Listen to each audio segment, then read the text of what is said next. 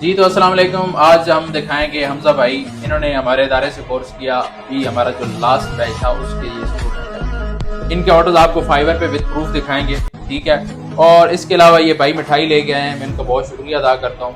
ये कल मिठाई ले गए थे और हम इदारे में नहीं थे। आज ये हमें मिठाई जो है वसूल हुई है और हम इदारे की तरफ से इनको एक छोटा सा तोहफा देंगे और आपको ऑर्डर्स दिखाएंगे इनके फाइवर के ऊपर, के फाइवर पे कहाँ पे इनके ऑर्डर लगे हुए, ये दिखाएं जी। ये देखें, ये गिग है जो इनकी रैंक की है और इस पे जो है ना वो 2 ऑर्डर इनके कंप्लीट हो चुके हैं। तो यार आप अगर मेहनत करें ना, मेहनत से ही अजमत होती है। अगर आप मेहनत करें, आप भी हमजा की तरह फाइवर पे ऑर्डर ले सकते हैं। हमजा, आप कुछ कहना चाहते हैं? जी, मैं बहुत शुक्रगुजार हूँ इस इंस्टीट्यूट का। इन्होंने बहुत अच्छा जो है कोर्स कराया हमें पूरा, और इस तोहफे के लिए भी बहुत thank you. Thank you very much.